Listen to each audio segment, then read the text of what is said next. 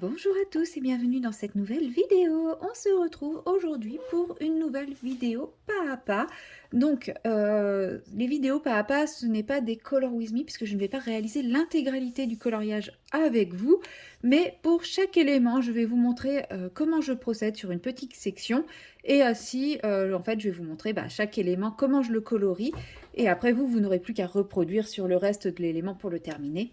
Ça permet de faire une vidéo un peu moins longue à réaliser, un peu moins longue à tourner parce que entre, par exemple pour les fleurs de cerisier, vous tournez 4-5 fleurs et puis tourner l'intégralité des fleurs de cerisier, accélérer, etc. Ça demande quand même une capacité de stockage énorme que je n'ai pas forcément pour ce genre de colo.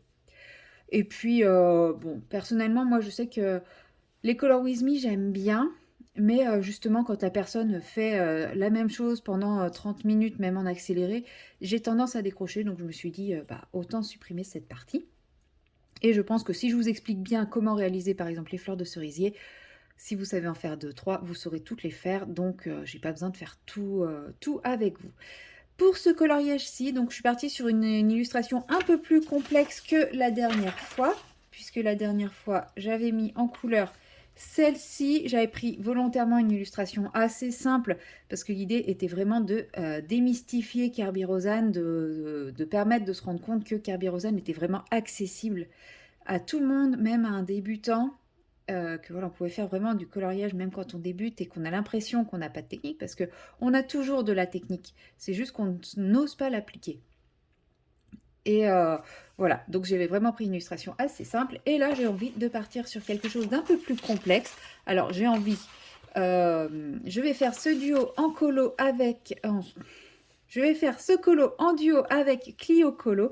Voilà, elle, c'est une des deux qui lui reste à faire. La deuxième qui lui reste à faire, je l'avais déjà fait. Donc forcément, notre choix s'est posé sur celle-ci. Et j'en suis super contente puisque, voilà, comme vous le savez, j'aime énormément le Japon. J'aime la culture japonaise. J'aime ce style d'illustration qui me fait penser au Japon. Cette pagode me parle aussi. Enfin voilà, tout ça me parle énormément et me ramène à il y a quelques mois en arrière. Donc cette illustration me plaît beaucoup. Et c'est vrai que je ne l'avais jamais repérée avant qu'on la choisisse avec Clio. Enfin, elle m'avait jamais tapé dans l'œil. Et là, je la regarde et je la trouve absolument magnifique. Alors peut-être que si on l'avait pas fait en duo, j'aurais décidé de la faire en dernier, puisque je pense que ça sera quand même une de mes illustrations préférées du livre. Mais peut-être pas. Pour en revenir à la réalisation de ce colo, je vais vraiment partir sur du multitechnique, c'est-à-dire que vous aurez du feutre, vous aurez du crayon de couleur, il y aura de l'aquarelle, du pastel sec, du crayon aquarellable. En gros, je vais utiliser à peu près tout le matériel que je possède pour réaliser ce colo. Mais sachez que ce n'est pas parce que, par exemple, je décide de faire les pierres d'une technique que vous êtes obligé d'utiliser la même technique. Ce coloriage-là permettra de montrer les différentes techniques qui existent pour faire du colo. Et encore, quand je dis les différentes techniques, une petite panoplie des différentes techniques qui existent. Voilà, je vais commencer dès à présent et arrêter un peu mon blabla d'introduction avec les fleurs de cerisier. Et pour les fleurs de cerisier, on va partir sur une technique mixte déjà, c'est-à-dire du feutre et du crayon de couleur. Donc, pour commencer, moi je prends un feutre avec une couleur très pâle. Donc, vous voyez, c'est ma couleur de base. Il me semblait que j'en avais un qui était encore plus pâle, mais je ne l'ai pas trouvé. Alors c'est pas grave, ça sera celui-ci. J'aurais pu regarder dans mes aquamarqueurs, hein, vous me direz, je vais sûrement beaucoup plus pâle. Là j'ai pris sur ceux qui étaient à portée de main. Et donc je pars avec, voilà, ce type de couleur-là. Donc si vous avez encore plus pâle, c'est très bien aussi. Ah, attendez, est-ce que celui-ci est pâle ou pas? Bah oui, c'est l'autre que j'ai testé. Je suis bête. Mais j'en avais un rose très très pâle parce que lui il est un peu violet. Mais ouais, je sais pas où je l'ai rangé. Bon, c'est pas grave, on va partir avec celui-là. Et donc, pour cela, simplement, je passe une couche de feutre sur tous mes pétales, comme ceci. Pas prise de tête. Je m'assure même pas forcément que tout le pétale soit colo, mais je fais quand même une base à peu près régulière avec une seule couche. Je ne veux pas qu'il y ait plus d'une couche parce que je veux quand même garder une teinte assez claire. Bon, là, du coup, je suis un peu trop violet pour de la fleur de cerisier. J'aurais préféré un rose beaucoup plus pâle. C'est pas grave. C'est vrai que j'aurais dû chercher dans mes aquamarqueurs. Bon, pas grave. C'est comme ça, c'est fait. On n'en parle plus.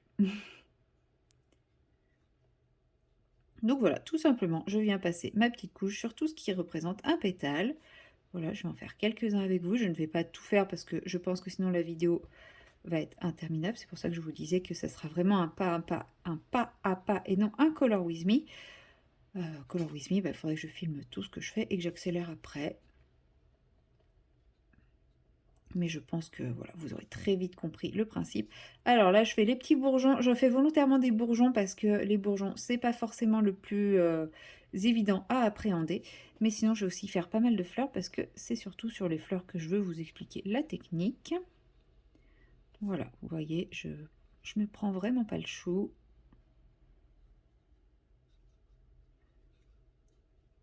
C'est vraiment une petite base de couleurs. Ça va encore être un Kirby assez simple, hein. Je vais utiliser plein de techniques, mais vous allez voir que c'est pour faire quelque chose de très simple, sans prise de tête, vraiment accessible. Vraiment démystifier une fois encore, hein. C'est pas pour faire un colo ultra travaillé. Alors si le résultat sera travaillé, mais c'est pas un colo qui va demander des finitions ultra minutieuses, etc., etc. On est là pour un colo détente, facile, accessible et avec un résultat sympa, tout simplement.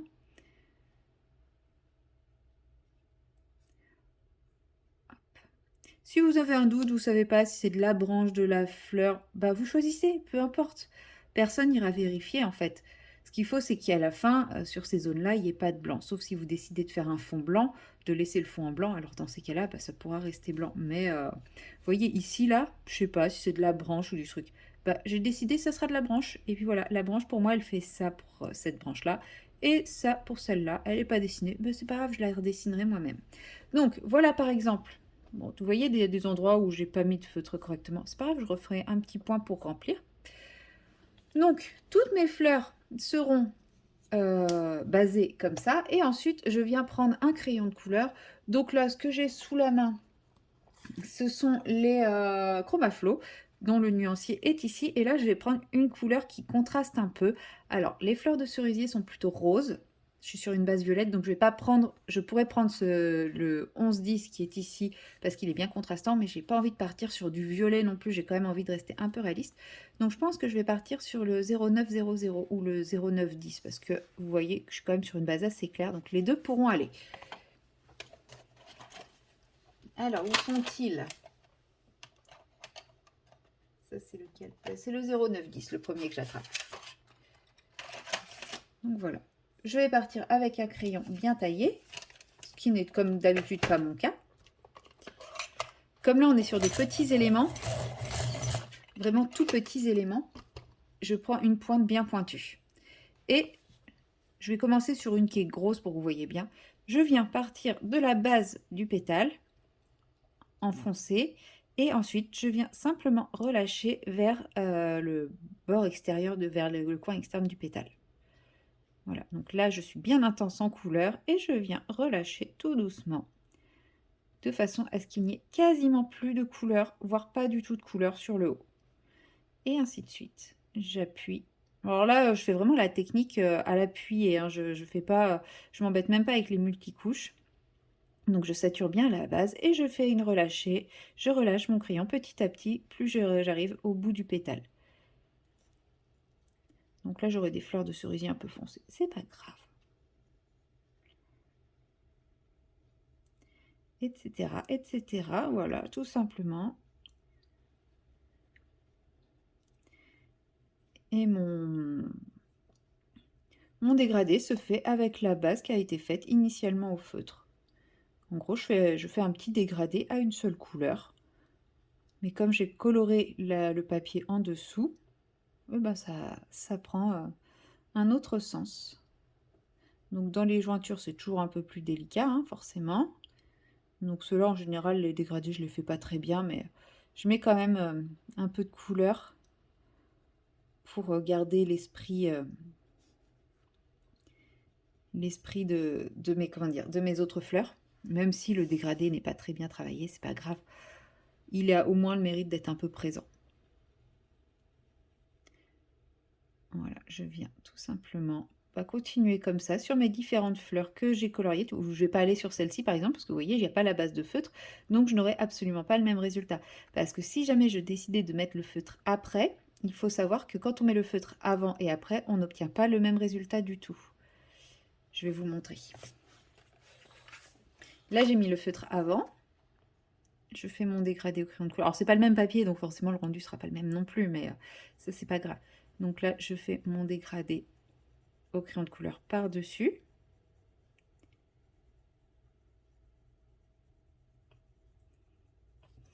Et ensuite, je fais mon dégradé au crayon de couleur.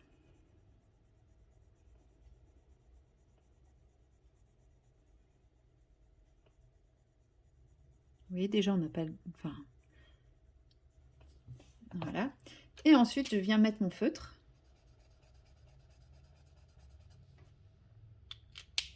Vous voyez, on n'a pas le même rendu du tout. Bon, là, le feutre est déjà sec. Là, il ne l'est pas encore. Mais vous allez voir, je vous montrerai quand ça aura séché. On n'aura pas du tout le même rendu. Donc c'est pour ça qu'il faut bien aller toujours dans le même ordre. Après, vous pouvez décider de commencer par le crayon de couleur et mettre le feutre après. Ça, c'est à vous de voir. Mais il faut que toutes vos fleurs soient faites avec dans le même ordre. Soit feutre, puis crayon de couleur, soit crayon de couleur, puis feutre. Je vous conseille quand même de faire feutre, puis crayon de couleur. Vous allez comprendre pourquoi après. Alors, c'est pareil, je ne vais pas faire absolument toutes les fleurs que j'ai déjà mis au feutre avec vous, parce que ça risque d'être un petit peu long. Hein, nous avons encore beaucoup d'autres éléments à voir. Même si je m'attends déjà à ce que ça fasse une vidéo très longue, hein, mais c'est pas grave ça. De toute façon, le colo est bien chargé et bien complexe, donc forcément, ça sera une vidéo assez longue. Je vais faire encore cette grosse fleur avec vous, mais là, je pense que vous avez un peu compris le principe des fleurs. Hein. Vous pourrez facilement soit remettre la séquence pour revoir le principe, soit terminer les fleurs également de votre côté. Et pour ce qui est des bourgeons, alors là, vous voyez, on a des petits bourgeons, on a une fleur, là, on a fait l'intérieur des fleurs. Et ici, on se retrouve sur les fleurs fermées. Et bien, c'est pas grave, c'est pareil, on part de la base en appuyant et on relâche tranquillement vers la pointe. On part de la base, on relâche tranquillement vers la pointe. Bon, là, vu les couleurs, je dirais que je suis plus sur un camélia que sur du cerisier. C'est pas grave. Les Japonais aiment les camélias aussi. La base. Et je relâche. Donc là, par contre, ça, il faut le faire assez vite. Il ne faut pas attendre d'être au bout pour relâcher. Mais que le pétale soit à l'intérieur ou à l'extérieur, c'est pareil. On le fait pareil. Je sais que c'est peut-être pas la réalité dans la nature. J'ai pas fait attention si l'extérieur était dégradé comme l'intérieur. Enfin, je sais pas. Je sais pas si ce qui donne là, cette jolie teinte aux fleurs, c'est l'intérieur ou c'est l'extérieur, mais c'est pas grave. Ce qu'il faut, c'est que vous, le rendu vous plaise. Après, si ceux qui sont extérieurs ne voulaient pas faire de dégradé, vous en faites pas. C'est vraiment libre à chacun de faire comme il l'entend. Et ensuite, je vais encore faire 2-3 fleurs. Ouais, une fois que je commence, j'ai énormément de mal à m'arrêter. Oui, je pourrais vous faire tout le colo en filmant, hein, ça c'est clair et net. C'est juste que je sais que mon téléphone, lui, ne voudra pas.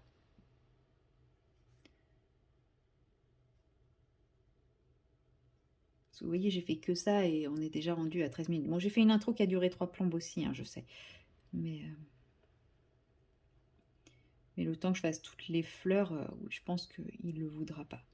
Après, c'est pas hyper long à faire. Il faut avoir un peu de temps devant soi, mais après, Kirby reste quand même un illustrateur où il y a assez de répétition dans la réalisation de l'illustration. Donc moi, je trouve pas ça forcément très long. C'est long, mais pas forcément fastidieux. Si vous voyez de mon coloriage avec les épées et les racines, effectivement, ça a été très long. Mais comme c'était très répétitif, je faisais des petites séquences de 15-20 minutes à droite, à gauche. Et au final, ça s'est fait tout seul parce que j'ai pas passé 3 heures à faire toujours exactement la même chose. Et puis bah, ça s'est fait, tout simplement. Et puis bah, c'était pas compliqué, je faisais toujours la même chose. Donc C'était pas fastidieux, c'était long, mais en y prenant un peu de temps en temps. Après, c'est vrai que si on veut se faire une séquence de 3 heures exactement sur le même colo, bah ça ira, enfin ça sera ennuyant. Et d'ailleurs, quand je faisais des grandes séquences colo, euh, bah, je commençais un petit peu par celui-là, et puis au bout de 10-15 minutes, je changeais, parce que sinon j'allais me lasser.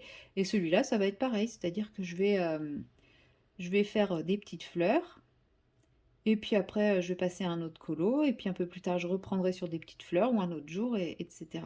Et maintenant, les Kirby, moi, je les appréhende comme ça, c'est-à-dire que bah, je fais des zones, et puis je fais pas toute une zone à la fois, je continue, et quand je commence à me lasser de faire la même chose, et ben, je passe à autre chose, je fais un autre colo.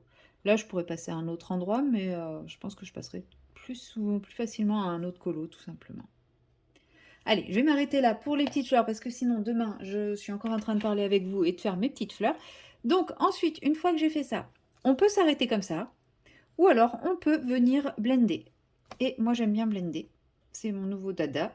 Donc, moi, je blende de l'extérieur vers l'intérieur. Donc là, vous pouvez blender avec un blender ou avec un crayon blanc ou une couleur plus claire, c'est à vous de voir. Moi, le blender, c'est quand même la solution de facilité.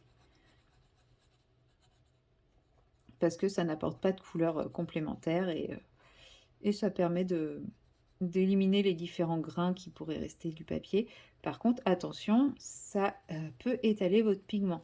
Donc si vous n'avez pas assez éclairci au bout, enfin si vous n'avez pas assez marqué le dégradé, vous pouvez perdre votre effet de dégradé. Là, c'est ce qui s'est passé ici, par exemple.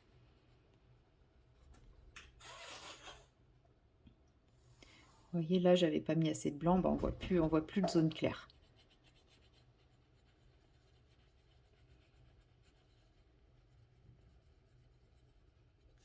Et pareil pour les bourgeons, on part de la pointe vers la base. La pointe vers la base. Et là, ça y est, en fait, mes fleurs, bah, elles sont quasiment terminées, quoi. Enfin, elles sont terminées même. Et si vraiment la couleur, vous la trouvez un peu trop pâle, sachant qu'une fois qu'on a passé le blender, on ne peut pas repasser de crayon de couleur, ça n'accroche pas. Dans ces cas-là, on peut repartir avec un feutre bien pâle et repasser un coup de feutre par-dessus pour bien relisser. Si jamais vous avez l'impression que malgré le blender, votre dégradé, voilà, ça voulait pas venir le mot, votre dégradé n'est pas assez lisse à votre goût, vous pouvez toujours revenir placer une couche de feutre pour relisser tout ça. Ça apporte un petit côté sympa aussi de relisser au feutre par-dessus. Voilà, je vais finir toutes mes fleurs, je vais finir mes fleurs parce qu'après, sinon quand je vais vouloir reprendre, savoir où je me suis arrêtée avec le blender, là je pourrais pas. Savoir où je me suis arrêtée avec le feutre, ça se voit. Savoir où je me suis arrêtée avec le crayon de couleur, ça se voit. Savoir où je me suis arrêtée avec le blender, ça ne se voit pas. Enfin, ça se voit, mais c'est quand même très très subtil. C'est vraiment de la finition au blender. Voilà, et là toutes mes fleurs sont blendées, et voilà. Ça n'a pas été compliqué à faire, ça va effectivement être long parce qu'il y en a plein et que c'est des tout petits pétales. Par exemple, là vous voyez, pour moi ça, ce qui vole, c'est des pétales, donc ça, il faudra bien que je pense à les faire. Tous les petits trucs qui volotent là, pour moi c'est des pétales. Après, vous pouvez décider que c'est autre chose, mais moi c'est du pétale, donc il faudra bien que je pense à le faire de la même façon que ça. J'ai les petites fleurs de lotus ici, ça peut être de la même couleur que ça, donc je les ferai pareil avec cette même méthode et ces mêmes couleurs. Et là, je vous remonte tout à l'heure ce que j'avais fait. Donc là, c'est le feutre avant, le crayon de couleur après. Et là, c'est le crayon de couleur avant et le feutre après. Et vous voyez, on n'a pas tout à fait le même rendu. Le feutre paraît plus foncé, alors là, je ne sais pas pourquoi. Je ne pourrais pas vous dire pourquoi. Mais je trouve que le dégradé au crayon de couleur est plus doux quand on le fait après le feutre. C'est-à-dire que le papier est un peu présaturé par le feutre que quand le crayon de couleur attaque directement le papier. Mais bon, après, ça, c'est vraiment une question personnelle. Et si jamais je voulais, par exemple, la couleur me plaisait pas et que je voulais repasser un coup de feutre par-dessus, et ben voilà, on obtiendrait un résultat un peu plus comme ça. Donc forcément, le violet ressortirait davantage. Mais j'aurais peut-être dû prendre le rose pour mes fleurs. Mais c'est pas grave, elles font rose quand même, j'aime bien. Donc voilà pour la réalisation des fleurs, hein. C'est comme vous voyez, c'est assez simple. Vous pouvez n'hésitez pas, bah, vous voyez, hein, je reprends le feutre parce que moi j'aime bien faire, d'une seule traite, en gros avoir fait toutes mes fleurs, enfin toute ma base feutre et ensuite, toute ma base crayon de couleur. Quand je faisais les racines et ben effectivement j'étais obligée de faire couleur par couleur, enfin petite racine par racine et donc couleur par couleur parce qu'il fallait que je profite du fait que mes racines ne sèchent pas, enfin que la précédente couleur ne sèche pas. Mais là, mon feutre, pour passer le crayon de couleur, je dois attendre qu'il soit sec, donc autant bah, mettre ma base partout sur mes différents pétales. Voilà, et vous voyez, la partie feutre, c'est vraiment pas prise de tête et ultra rapide. Plus rapide que si je faisais une base crayon de couleur. Donc on est vraiment sur de l'anti-prise de tête, encore une fois. Voilà. Bon, bah moi je vais continuer mes petits pétales tranquillement de mon côté. Je vous retrouverai une fois que tous les pétales seront faits pour attaquer un autre élément. Donc soit j'attaquerai directement la partie branchage bois avec vous, soit je prendrai autre chose et on fera le branchage bois à un autre moment. Je ne sais pas. Je verrai en fonction de l'envie du moment, hein, parce que moi je fonctionne comme ça. C'est-à-dire que dans un colo, bah, je ne décide pas à l'avance quel élément je vais attaquer. C'est au moment où je m'y mets que je me dis, bah, c'est cet élément-là que je veux faire ou cet élément-ci. Et, et voilà, donc je ne peux pas vous dire dans la prochaine séquence, on va faire ça. J'en sais rien, ça se trouve, j'aurais envie de faire les carpes, tout comme je peux avoir envie de faire l'eau ou je ne sais quoi d'autre. Donc, bah, on verra bien. Je continue tranquillement mes petits pétales. Il va pas falloir que j'oublie tous ceux qui sont là-haut. Et puis, bah, on se retrouve pour la suite du colo un peu plus tard pour vous. Voilà, une fois que j'ai terminé de mettre en couleur mes différents pétales, vous voyez, j'ai commencé, j'ai mis également les pétales qui volent dans le ciel. J'ai très envie de m'attaquer à la partie du pont. Ça, je vais le faire en pierre, mais non, même, il y en a des oranges, je crois. Mais celle-ci, elle est en pierre. En tout cas, j'ai très envie de m'attaquer au pont, aux lanternes et aux carpes. Et pour cela, en fait, selon le culte bouddhiste, enfin, selon le culte japonais, certains c'est des temples tout en bois et d'autres c'est des temples avec des portes oranges, des ponts oranges, etc. Et j'ai très envie de repartir sur ces fameuses couleurs orange. Et donc pour le pont, j'ai prévu, donc ça c'est Comptoir d'Aquarelle, c'est une aquarelle de chez Comptoir d'Aquarelle, c'est orange. Alors il est un peu plus rouge-orangé normalement, mais je vais quand même partir avec cette base-là, donc pour tout ce qui est pont et lanterne. Et pour les carpes, je vais partir sur ce orange-là, qui est le orange Koi de chez Nuance d'Aquarelle. Il est magnifique aussi. Donc là, j'ai déjà mis mes petites gouttes pour les faire infuser. Donc je vais commencer par le orange de chez Comptoir d'Aquarelle. Faut que je prenne une teinte pas trop opaque. Il est quand même assez opaque, le orange de chez Comptoir d'Aquarelle. Ça, c'est bien. Oui, c'est ça. Comptoir d'Aquarelle ou les bulles créatives. Parce que je veux garder quand même un petit peu la transparence du dessin, hein. C'est l'idée. Je veux pas quelque chose de trop opaque. Voilà, j'ai déjà commencé à faire des bêtises. J'en ai mis où il fallait pas. C'est pas très grave. Ça se répare toujours. Hop, bon là encore. Alors, quand on est comme moi, un peu trop bourrin, et qu'on a tendance à aller plus loin qu'il ne faut, à dépasser, etc. avec l'aquarelle, c'est très simple. Petite astuce, il faut revenir avec un pinceau propre, humide, mouillé, saturé en eau. Alors, je vais d'abord commencer par peindre toutes mes zones. Et après, je vais venir laver mon pinceau.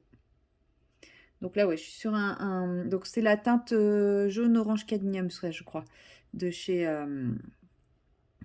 Comptoir d'Aquarelle. Donc c'est très pétant, c'est pas assez rouge pour être la couleur traditionnelle, hein, bien sûr. Mais après ça se retravaille au crayon, c'est pas un problème du tout.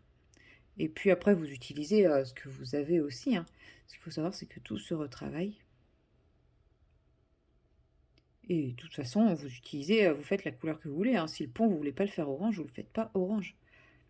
Vous voulez le faire bleu, vous le faites bleu, hein. Là, moi, c'est vraiment, je fais les couleurs qui me plaisent. Mais ce que je vous montre, c'est les techniques pour colorier, pour faire ce colo sans trop de prise de tête. Alors, je vais nettoyer mon petit pinceau. Je le nettoie bien, bien. Donc là, il n'y a plus que de l'eau dessus. Et je repasse, je dilue en fait simplement les zones où je ne veux pas de couleur. Donc là, vous voyez, on a l'impression que je suis en train d'étaler de la couleur, d'en rajouter. Mais en réalité, je l'enlève. C'est juste qu'en plus, sur cette zone-là, j'étais bien, bien saturée en couleur. Mais vous voyez, ça s'éclaircit petit à petit. J'hésite pas à essuyer mon pinceau entre deux passages sur la zone où je veux nettoyer. Pour qu'en fait, je vienne toujours avec un pinceau propre et humide. Donc là, avec le pinceau réservoir d'eau, l'avantage, c'est que là, j'ai mis trop d'eau, par exemple. Donc là, je ne réhumidifie pas mon pinceau, je viens récupérer l'eau que j'ai mis en trop. Alors, effectivement, il restera toujours un petit fond de couleur. Si jamais vous vouliez du transparent, c'est mort. Mais là, je sais que le petit fond de couleur orangé qu'on voit, il va être facile à recouvrir. Donc là, je suis beaucoup plus foncée que là, donc je vais venir retoucher tout simplement ma partie ici. Oh là, je suis beaucoup trop foncée là. J'aurais dû estomper un peu mon pinceau sur mon brouillon, c'est pas grave. On va venir dissoudre après.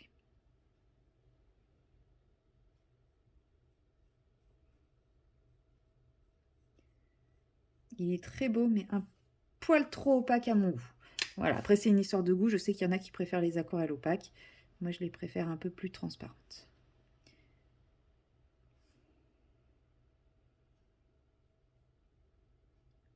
Mais bon, comme on viendra retravailler dessus, normalement, on va pouvoir récupérer les différents détails, les différentes nuances, etc. Donc ça va le faire. Puis voilà, je peux venir récupérer là où j'estime qu'il y a un peu trop de pigments pour venir en redéposer là où je trouve qu'il n'y en a pas assez. C'est pas un problème.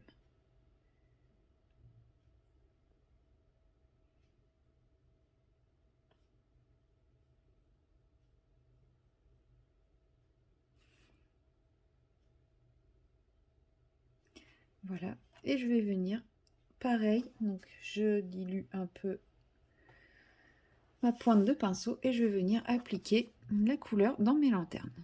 Donc c'est pareil, les lanternes au Japon, souvent elles peuvent être oranges, elles sont souvent rouges aussi.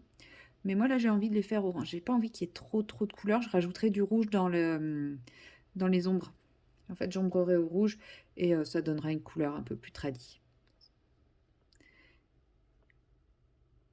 Parce que là c'est vrai que c'est quand même très orange pétant, mais... Donc là je pars sur base aquarelle, hein, comme vous l'avez deviné. Et je viendrai ombrer au crayon de couleur quand mon aquarelle sera sèche d'ici 10 minutes, un quart d'heure je pense. Là, je vais faire toute la... Enfin, je ferai pas toutes les... tout le crayonné des lanternes avec vous, hein, parce que là, ça va être très long. C'est pareil, quand j'attaquerai les poissons, je ferai pas tout le crayonné des poissons avec vous. Le pont, je pense que je le ferai intégralement avec vous, parce qu'il est pas très gros. Et qu'il y a pas mal de petits détails, donc... Oui, j'ai dépassé. De toute façon, je vais venir récupérer du pigment dessus. Là, je vois que j'avais oublié un petit pétale, c'est pas grave. Si mes lanternes ne sont pas toutes de la même intensité, c'est pas grave. De toute façon, on va venir les retravailler au crayon. Alors, comme j'ai dépassé comme tout à l'heure, rebelote.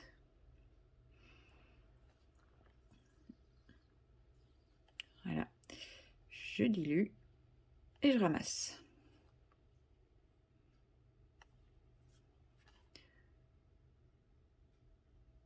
Oui, il n'y a pas besoin d'être ultra précis, il suffit de connaître les techniques pour effacer ces bêtises. Alors comme voilà, il reste toujours une petite zone un peu orangée, mais c'est pas grave, elle partira. Elle partira quand je ferai le fond, ça sera masqué par la couleur du fond, à moins que je décide de laisser cette partie blanche, ça sera ni vu ni connu. Voilà. Et je reprends une toute petite pointe que je viens estomper. J'ai une petite feuille de brouillon sur le côté où je viens déposer ma couleur de façon à l'estomper un peu et qu'elle soit pas trop pigmentée au moment de l'application.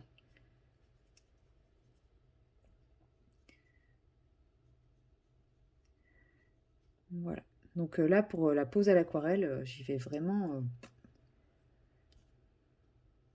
Je fais un aplat, hein, je cherche pas d'effet particulier ou quoi que ce soit. Donc là, c'est pareil, j'ai redépassé parce que je parlais en même temps. J'ai jamais été. Enfin, vous le savez, hein, maintenant, j'ai toujours du mal à faire de l'aquarelle et papoter en même temps. Voilà. C'est pas grave, on aura un petit halo orange autour. De toute façon, je ferai pas un fond nuit. Et ensuite, donc je prends la teinte Sakura de chez Nuance d'Aquarelle. Je vous l'ai montré ou pas, je sais plus. Donc c'est ça, ça donnera ce orange là, ici, qui lui aussi a commencé à se dissoudre. Lui, il est assez transparent, mais j'aime bien. Enfin là, il n'est pas parce que j'ai très laissé infuser.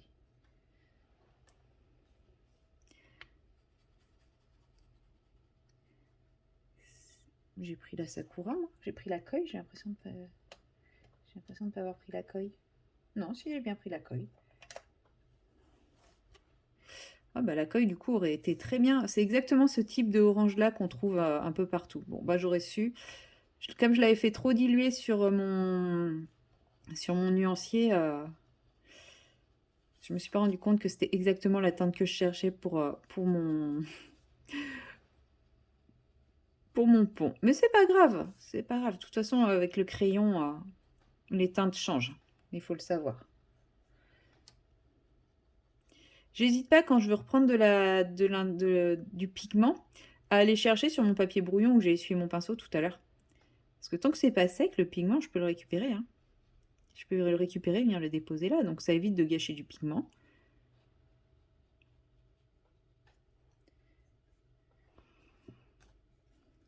Alors je fais bien toutes les nageoires. Et après, comme ça, j'aurai plus qu'à venir travailler les détails au crayon de couleur. Donc là, c'est pareil, hein, je me prends pas le chou, j'y vais vraiment en aplat, juste un aplat. De toute façon, pour le moment, je ne sais pas faire d'aquarelle autrement qu'en aplat. Je suis en train d'apprendre, mais je ne sais pas faire. Donc je ne vais pas vous apprendre des techniques pour le faire.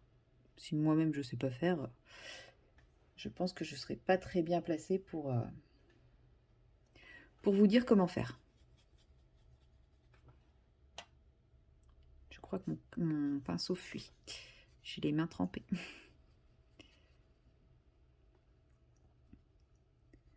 Voilà, si l'aplat n'est pas régulier, c'est pareil, ce n'est pas grave. C'est de l'aquarelle, c'est pas régulier.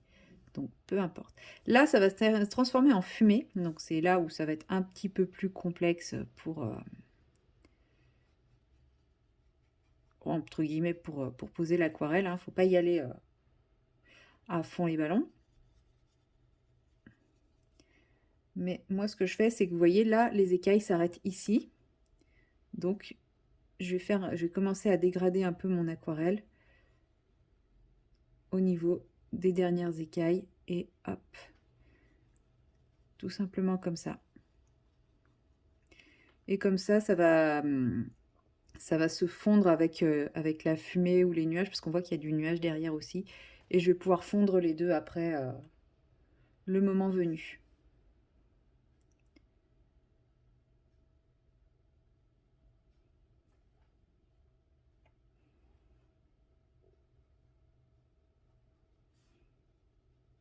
Voilà, la première est faite. J'ai pas oublié de détail dessus, non. Et je vais faire pareil avec la deuxième. Donc pareil, hein, au niveau de la queue, je viendrai estomper. Elle n'a pas la même forme, mais c'est pas grave, ça sera le même principe. Donc je pose un aplat de couleur, tout ce qu'il y a de plus aplat de couleur basique.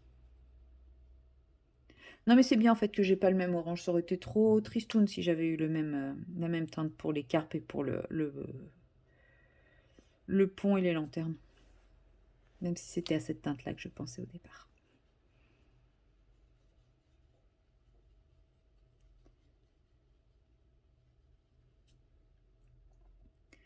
Il y a des carpes qui ont des taches noires, il y a des carpes qui sont blanches, des carpes qui sont jaunes, mais la majorité sont quand même de cette couleur-là.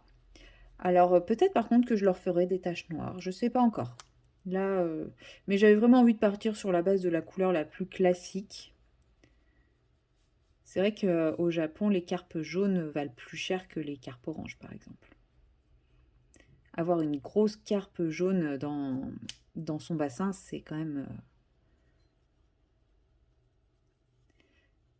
une sorte de fierté. Et alors, ceux qui réussissent à avoir des grosses blanches, là, les blanches, c'est vraiment très très rare. J'en ai vu une dans la maison des samouraïs. C'était énorme d'ailleurs. D'ailleurs, c'était assez marrant puisque la maison des samouraïs était beaucoup plus chic, beaucoup plus riche, beaucoup plus grande que la maison des geishas, par exemple. Alors que je m'attendais à ce que les maisons des geishas soient chic, que ça soit un peu ambiance luxe, et en fait pas du tout. Alors que les samouraïs, c'est hyper luxueux.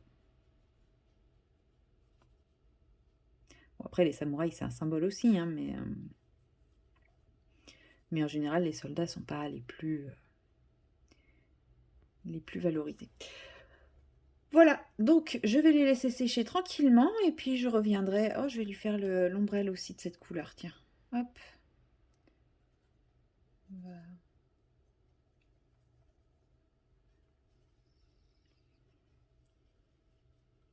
Voilà, ça va faire un petit rappel. Son petit kimono aussi, hop. J'ai pas envie de mettre trop de couleurs dans mon colo, il va déjà y en avoir pas mal. Donc voilà, raison de plus pour pas avoir fait le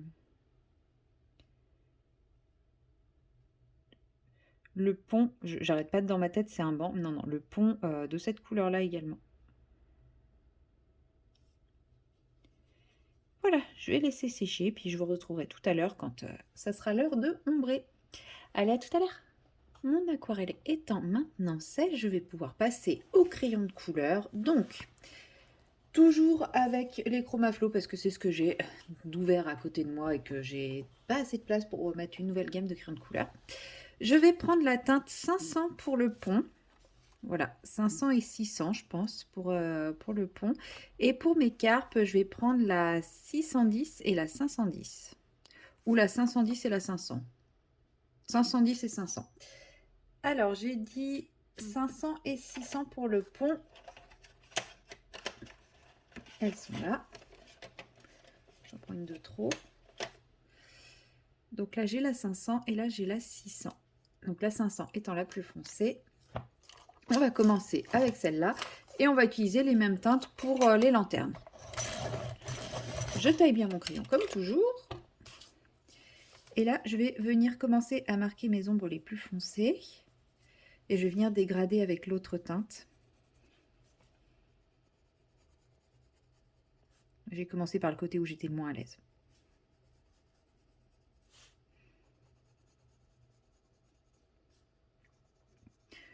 Donc voilà, tout simplement, hein, je viens ombrer en suivant une fois encore les petits traits de Kirby. Alors, est-ce que c'est des petits traits parce que ça lui fait plaisir de faire des petits traits ou des petits traits pour nous aider? Dans tous les cas, ça nous aide grandement. Voilà pour la première couleur. Alors, je vais fondre un petit peu ici parce que là, je suis pas très fondue. Voilà. Et ensuite, je passe la 600 que je viens ombrer tout doucement de façon à garder quand même un petit peu la nuance que j'avais mis au départ en dessous. Hein. L'idée n'est pas de masquer complètement la couleur initiale, mais de la retrouver un petit peu en transparence.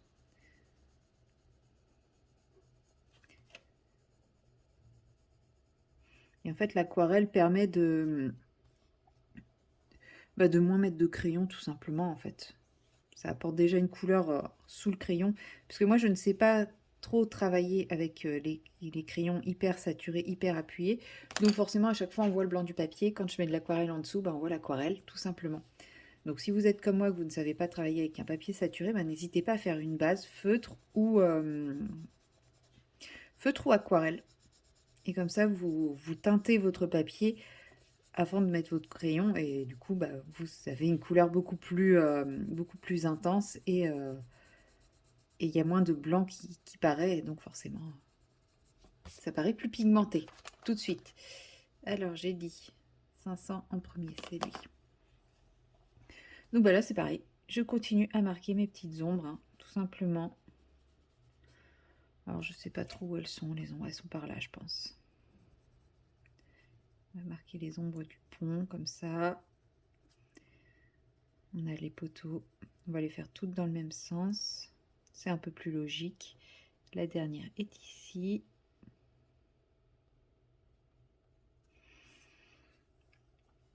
Techniquement, celle-ci, ici, on a un peu d'ombre parce que ça passe dessous. Là aussi, on peut en avoir un peu.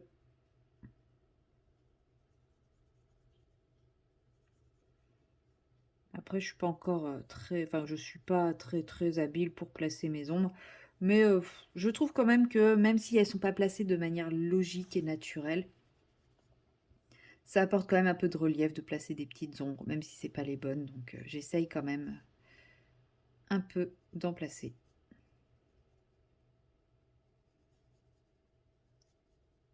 Mais vous voyez, là c'est très subtil, hein, le placement des ombres.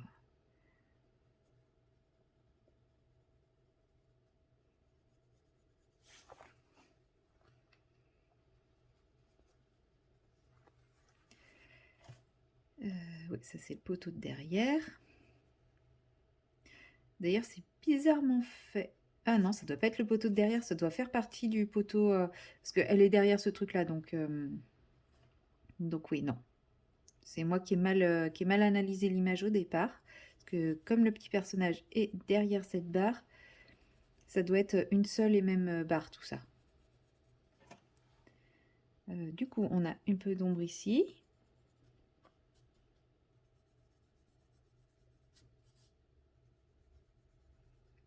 Les petites boules, on va les ombrer sur le côté, de ce côté-là aussi.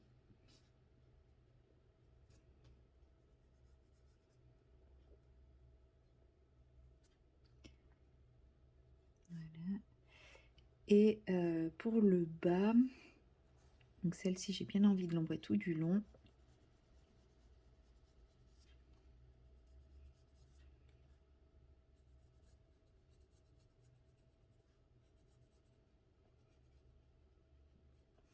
Et celle-ci, on va l'ombrer un peu comme l'autre, hein. Quelque chose d'un peu léger comme ça.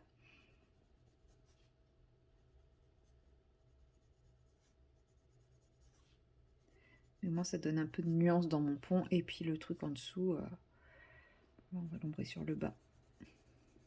Ce qui n'est pas logique, hein. Je viens de réaliser qu'en fait, ça devrait être ombré plutôt sur le haut que sur le bas. Mais bon, c'est pas grave, c'est comme ça. Il sera ombré sur le bas. D'ailleurs, là, j'ai ombré sur le haut. Hein, donc, c'est vraiment un manque de réflexion de ma part. Mais c'est pas grave. Quelqu'un ira-t-il vérifier les positions de mes ombres? Et après, je viens fondre tranquillement avec mon autre couleur, sans appuyer, juste pour adoucir un petit peu la transition, mais garder quand même un petit peu la teinte initiale de mon aquarelle.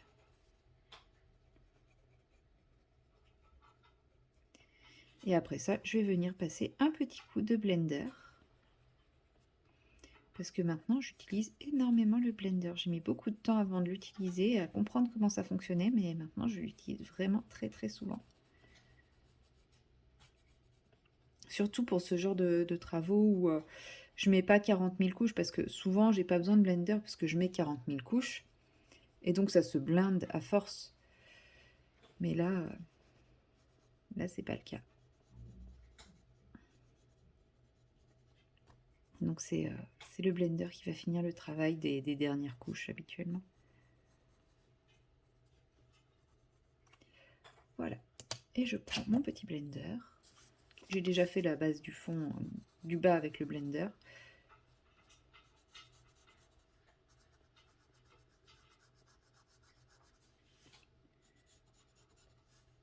En fait, ça vient finir de saturer le papier et lisser les éventuels petits grains qui resteraient liés à l'aquarelle, qui est quand même une matière un peu plus granuleuse, et donc il peut laisser des petites marques.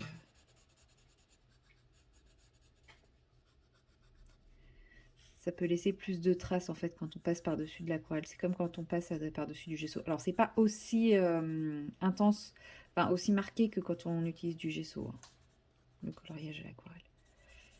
Mais effectivement, ça enlève plus de pigments au crayon et donc ça peut laisser un peu plus de traces si on n'a pas été assez minutieux. Donc voilà, mon pont, vous voyez, il a changé de couleur hein, quand même. On est plus sur une teinte, on est à nouveau sur une teinte un peu plus réaliste.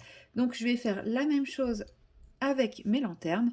Donc je vais en faire une avec vous et après je passe à la colorisation des carpes. Donc pour les lanternes, c'est simple. Je vais partir du haut. Donc je vais bien marquer en haut et en bas les ombres. Vraiment sur la base, là où il y a le rond. Je ne sais pas si vous voyez bien, si vous voyez à peu près. Et je vais venir commencer mon dégradé comme ça. En gardant en fait, en gardant la zone centrale claire. Je ne sais pas si je suis claire, mais les images devraient être un peu plus claires. Donc voilà, très fond, enfin, plus appuyé en haut. Je relâche la pression de mon crayon en descendant, en partant du haut, bien entendu. Et en partant du bas, pareil, j'appuie en bas et je relâche la pression de mon crayon lorsque je remonte tranquillement.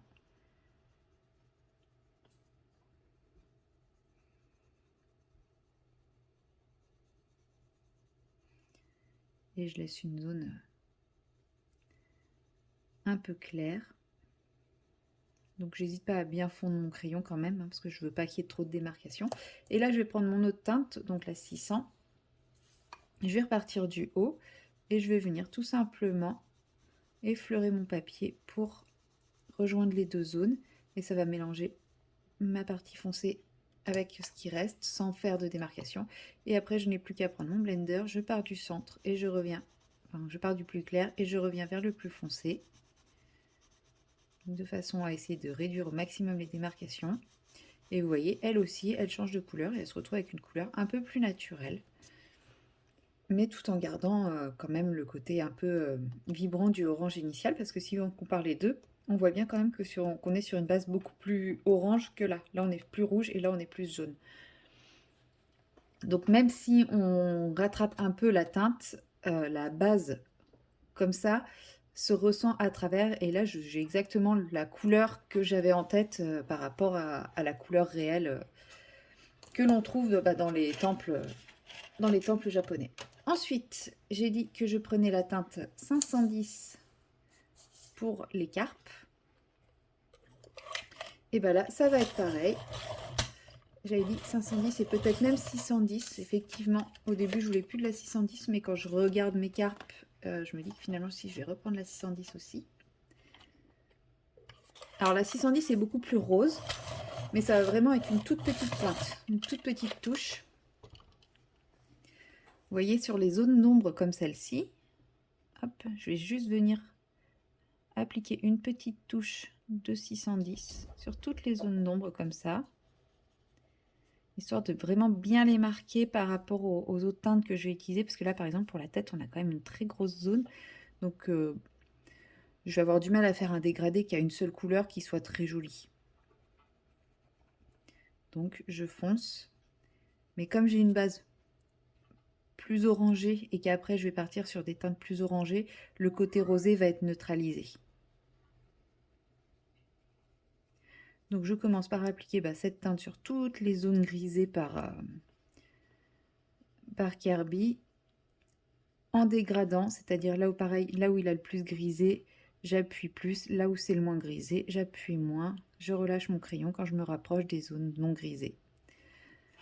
Et je fais pareil avec toutes les petites écailles, etc., etc., etc. Je vais pas toutes les faire avec vous parce que dans l'idée, je veux vous montrer les nageoires aussi, mais je vais en faire quelques-unes. Parce qu'en fait, les écailles, elles ont des zones d'ombre, etc. Il y a une petite part de moi qui a envie de mettre des paillettes sur les carpes, Mais je sais pas encore, ça sera vraiment les finitions, on y reviendra plus tard.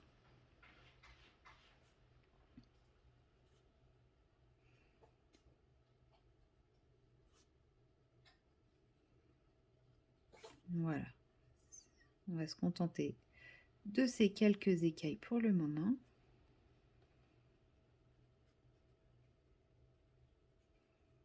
Oui, je sais, à nouveau encore, j'arrive plus à m'arrêter.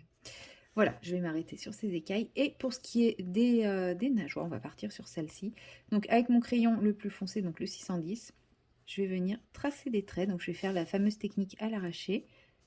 Quelques traits comme ça, en suivant les traits déjà installés par Kirby.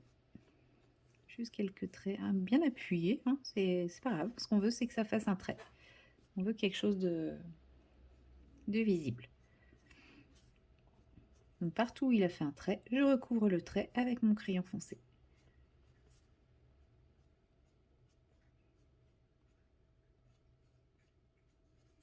Voilà, tout simplement, on marque nos traits. Ah, je me rends compte que là j'ai oublié une petite zone, c'est pas grave, je viendrai la récupérer tout à l'heure. Voilà. Donc j'hésite pas, hein, j'appuie un peu s'il faut. Si je trouve que j'ai pas mis assez d'intensité, ben, j'en remets. C'est ce qui va donner la sensation. Vous savez, les nageoires, on a l'impression que c'est plein de petits filaments les uns à côté des autres. Il y a un côté un peu translucide aussi comme ça. Et c'est ça qui va donner cette impression. Ensuite, donc je prends ma deuxième teinte, la 510. Je vous montre. Hein. La 610, c'était ce rouge un peu framboise. La 510, c'est ce rouge un peu rosé brique. Il n'est pas vraiment très rosé, mais il n'est pas non plus orangé. Enfin, c'est un entre-deux, je trouve. Et bien là, je viens simplement reprendre mes zones ombragées et je viens étirer un peu en effleurant mon papier, tout simplement. Donc, je viens augmenter un petit peu les surfaces d'ombre, comme ceci.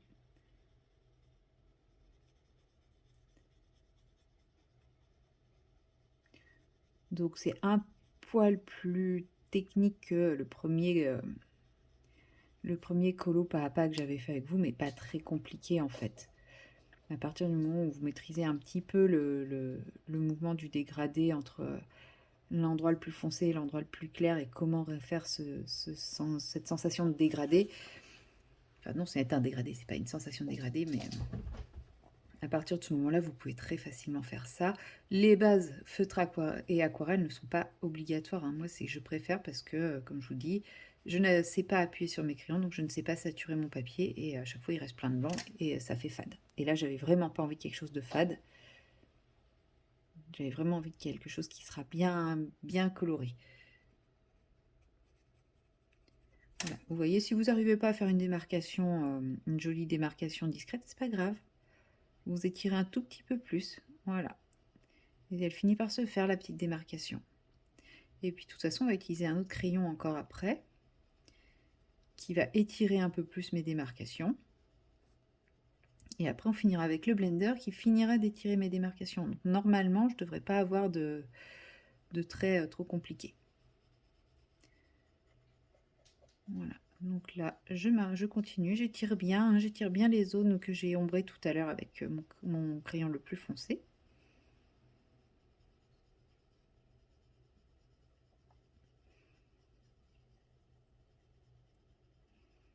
Voilà, je peux même mettre d'autres zones un peu plus foncées qui n'étaient pas là initialement, mais qui sont moins ombrées que les premières.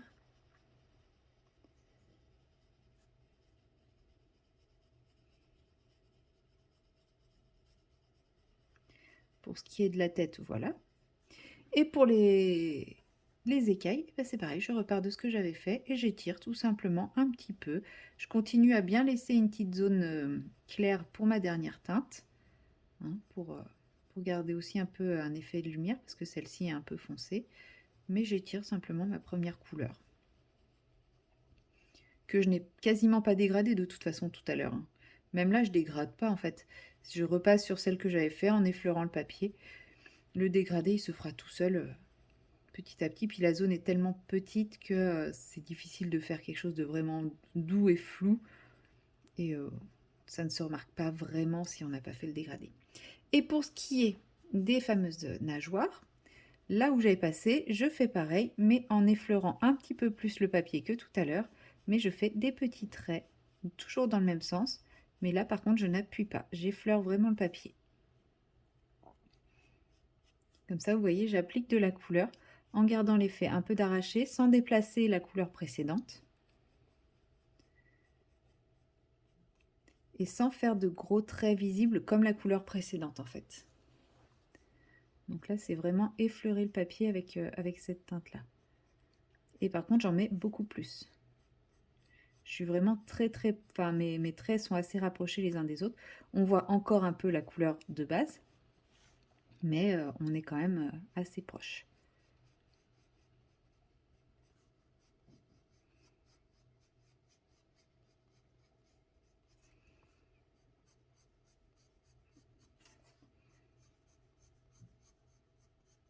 Donc là, vous entendez le crayon qui fait scritch scritch.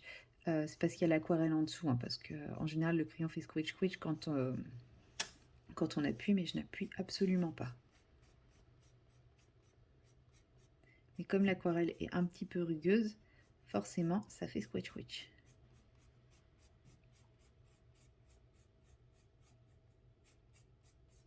Voilà, je repasse bien tout partout.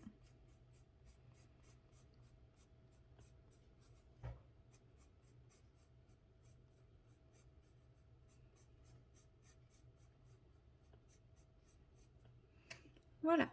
Et ensuite, je vais venir avec ma troisième couleur. Donc là, je pense que je vais partir sur le 600. Je vais sauter une couleur. Parce que là, je suis à 610, 510. Je pourrais partir sur le 500, mais j'ai vraiment envie de partir sur le 600 aussi. Ou alors peut-être même directement le 420. Non, le 600. Le 600, c'est ce qui se rapproche le plus de ça. De ma couleur de base, en fait. Et là, je viens, en effleurant toujours mon papier, et ben, je viens finir d'étirer mes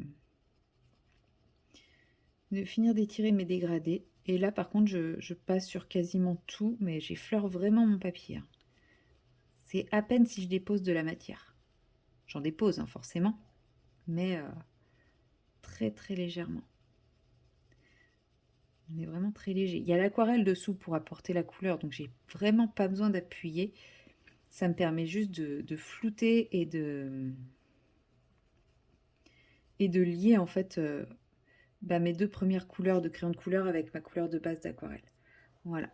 Et pour les écailles, même combat. Je viens simplement, et là je me préoccupe même pas des écailles, hein, je floute, je repasse tout en douceur, tout tranquillement.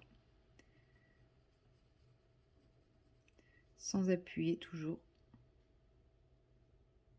Là j'avais une petite zone où j'avais pas mis de couleur. Et ben, j'ai fait plusieurs couches sans appuyer. Voilà. Et pour les nageoires, toujours le même principe. Je viens juste tout flouter en effleurant simplement mon crayon sur toute la surface.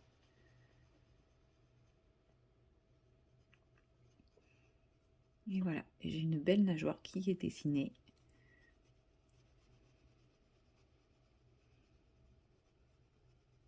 Là, j'ai pas besoin de refaire des traits parce que de toute façon, il y en a déjà quasiment partout. Mon crayon va surtout se mettre là où il n'y en avait pas déjà.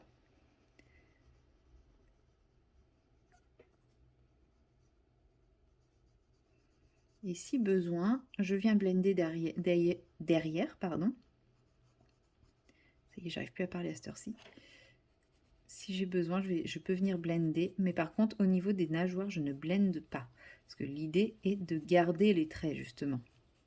Donc là, je m'assure bien qu'il y ait du crayon partout. Mais je n'apporte pas le blender pour mélanger et lisser. Parce que là, c'est vraiment l'idée de voir les différents traits de crayon. Voilà. Donc si je veux, je peux venir blender la tête parce que par exemple j'estime que comme j'ai effleuré le papier, je vois un peu trop le grain de l'aquarelle. Et ben hop, un petit coup. Toujours en partant du clair vers le plus foncé.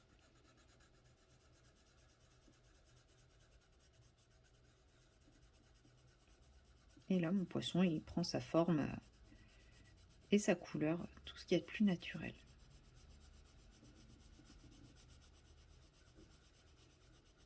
Enfin, tout ce qui est de plus naturel. Je sais pas si c'est naturel, mais voilà, il est un peu plus vivant et un peu plus vif. Vous voyez la différence entre les deux. Bon, sachant que j'ai pas fini tout le corps du poisson, hein, je vais pas tout faire avec vous. Sinon, je vais encore vous présenter une vidéo qui va durer 4 heures. Bon, en même temps, faire un carbi pas à pas, voilà, il me reste encore la fumée, la pagode, les pierres. Il me reste encore plein de choses à vous montrer. Donc voilà, vous avez votre petite image. Pour ce qui est du personnage, bah, c'est pareil, je vais prendre exactement les mêmes combos pour les poissons.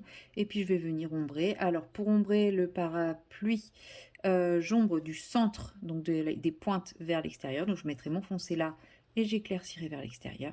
Et pour les vêtements, comme c'est tout petit, je vais m'amuser juste à faire des zones un peu plus foncées là où j'estime qu'il y aura des ombres. Et c'est tout, ça va être pas plus compliqué que ça au niveau de l'ombrage. Voilà. Donc moi, je vais finir mon petit poisson tranquillement, mes lanternes, et puis bah, je vous retrouverai quand j'attaquerai le prochain élément. Je ne sais pas encore lequel il sera, mais peut-être que je ferai les troncs et les végétations. Si je fais les troncs, je ferai autre chose avec, c'est sûr. Voilà, donc c'est tout pour aujourd'hui, et je vous retrouve plus tard pour le prochain élément. Nous allons maintenant procéder à la suite, tout simplement. Pour être honnête, il s'est passé un certain laps de temps entre la dernière fois que j'ai pris ce colo et aujourd'hui. Donc, je vais pas vous mentir, je ne sais plus ce que je vous disais. Donc, il se peut que je me répète par moment. Et là, on va attaquer les montagnes et peut-être les fumées, puisque j'ai fait une petite sélection de gris. Donc, voici ce que j'ai sélectionné. Donc vous avez le Cool Grey 4, le Green Grey 5, le Cool Grey 2, le Green Grey 1 et le Warm Grey 05. Voilà, c'est ceux que j'ai sélectionnés et celui-ci, donc le Blue Grey 5, je l'ai mis de côté pour le moment, c'est cette teinte-là. Sinon, vous les avez dans l'ordre là, à part lui qui est ici. Mais en fait, à la base, je voulais juste sur les montagnes et je me suis rappelé qu'il y avait la fumée. Et lui, il va me plaire pour la fumée. Mais pour les montagnes, on va commencer tout simplement avec le Cool Grey 2. Donc normalement, c'est lui, si je ne dis pas de bêtises. C'est pas lui. Ça y est, je me mélange les pinceaux. Ça doit être lui alors. Ouais. Alors, dans l'ordre. En vrai, je sais plus. Le Cool Grey 4. Oui, ça me paraît logique que le 4 soit plus foncé. Le Green Grey 5. Cool Grey 2. Green Grey 1. Warm Grey 05. Voilà. Donc, avec le gris le plus foncé, vous n'êtes pas obligé de prendre exactement les mêmes que moi. Comme vous le voyez, moi, je mélange différentes nuances de gris. Ça fait bizarre de dire ça. Je ne reste pas uniquement dans le gris chaud, dans le gris froid, dans le gris bleu, dans le gris vert. Non, moi, je mélange. Parce qu'une montagne, c'est pas une seule nuance de gris. C'est pas non plus 50 nuances de gris, me faites pas dire ce que je n'ai pas dit. Et il y a plusieurs nuances, il y a du vert, il y a du gris, il y a du bleu, il y a du rouge, il y a un peu de tout et c'est ça que je vais retrouver en utilisant plusieurs gris différents. Alors comme d'habitude, eh bien, je vais simplement commencer par placer mon feutre le plus foncé. Non, c'est vrai, d'habitude, je commence par le plus clair. C'est pas bien. Vous voyez, ça fait tellement longtemps que je ne sais plus comment faire. C'est pas grave, ça marchera quand même. Donc je viens placer mes ombres sur les endroits où je veux du foncé. J'y vais pas forcément de façon très précise. De toute façon, moi, ce que je veux, c'est que à force de mettre des couches, ça va se fondre. Donc, on va faire en sorte que ça se fonde. Je vais pas faire toutes les montagnes. Je fais que celle-ci avec vous. Sinon, ça va être trop sec d'ici à ce que je passe mes différentes couches. Donc là, j'ai mis tout mon foncé. Hop. Ensuite, forcément, je prends ma couleur intermédiaire, qui sera le Green Grey 5, que je viens repasser par-dessus en bavouillant. Voilà, j'hésite pas là où je veux que mes ombres soient un peu plus dégradées.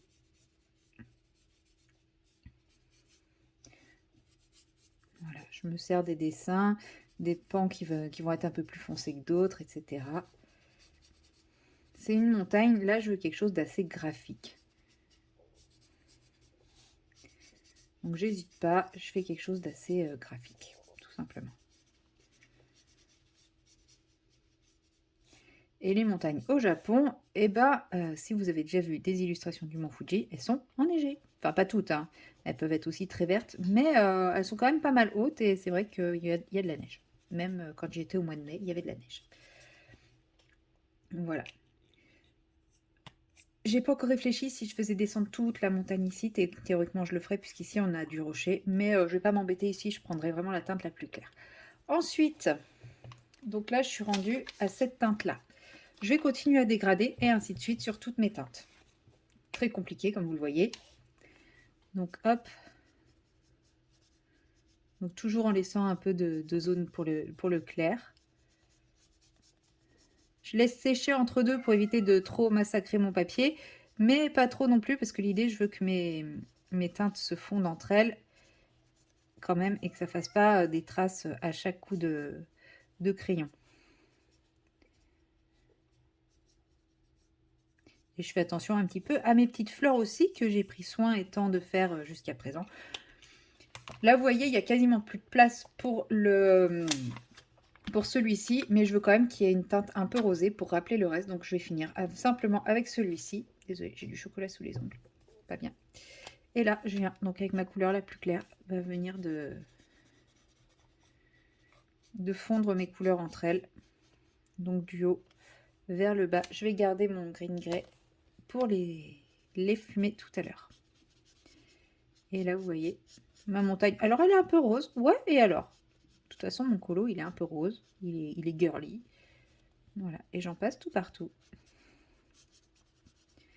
De toute façon, comme j'ai utilisé de l'aquarelle, du feutre aquarellable, je vais pas réussir à faire quelque chose d'ultra précis jusqu'à présent. Forcément, mes couleurs risquent de se mélanger un peu entre elles sur les zones, là comme là, justement, les petites fleurs. C'est pas grave, ça va se fondre, ça va... Justement, le côté rose fera que ça passera mieux. Mais vous n'êtes pas obligé d'utiliser les mêmes teintes que moi. Vous pouvez choisir d'utiliser que du gris chaud, que du gris froid. Vous pouvez utiliser du marron, du vert, vous pouvez utiliser ce que vous voulez. Moi, c'est les teintes que... Voilà.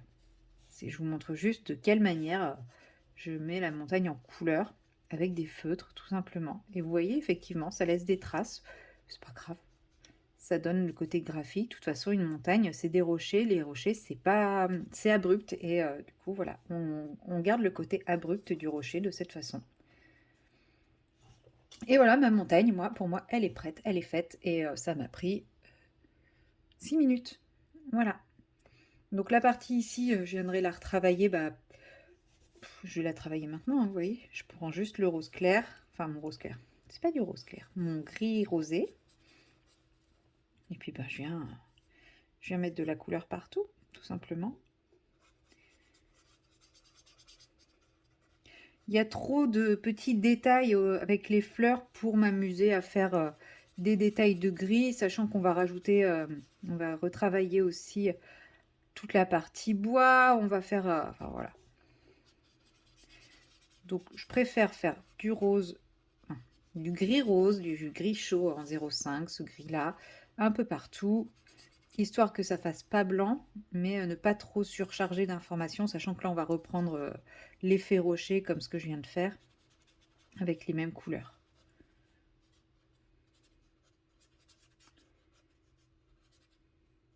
Si vraiment c'est trop abrupt pour vous, rien ne vous empêche de passer un petit coup de crayon de couleur derrière pour radoucir un petit peu les transitions. Hein. Moi, c'est ce que je voulais, quelque chose de vraiment abrupt. Abrupt et graphique. Puis vous voyez, c'est en train de sécher et c'est en train de se fondre tout doucement les uns dans les autres. C'est de moins en moins abrupt.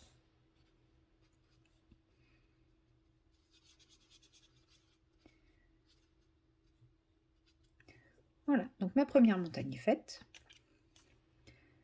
Je vais reprendre mon cycle pour ma deuxième montagne avec les mêmes couleurs, mais par contre je la finirai peut-être pas avec ce feutre-là, je la finirai peut-être avec celui-ci, et peut-être que la troisième je la refinirai avec le Warm Grey 05, je ne sais pas, on verra. Allez. Alors là je vais pas y aller, je vais y aller petit à petit parce que quand même la zone est très grosse. Et je sais qu'arrivé une fois en bas, le haut sera sec et du coup ça se mélangera beaucoup moins. Donc je vais vraiment y aller un peu plus étape par étape. Si je prends pas mes feutres dans le bon ordre, ça, si, c'est ça. Non, c'est pas lui. Non, c'est lui que je mettais de côté. Ça y est, je fais n'importe quoi. Hop, c'est pas grave. C'est le principe du feutre, en fait, c'est de chercher quelque chose qui sera pas... Alors, on peut faire de l'ultra précision, mais justement, si on veut utiliser le côté aquarellable du feutre, le fait que les teintes se mélangent entre elles, fusent, etc., là, on va chercher quelque chose de plus graphique, mais moins précis, en fait. Parce que, vous voyez, là, c'est en train de se fondre. C'est pas aussi précis que si j'avais fait un fondu au crayon de couleur, en fait.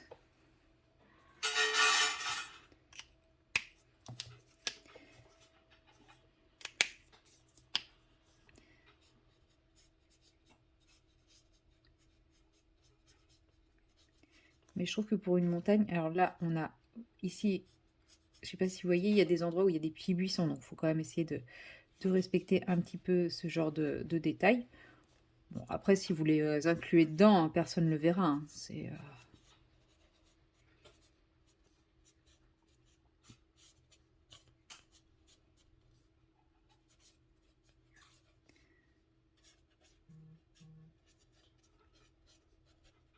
Voilà.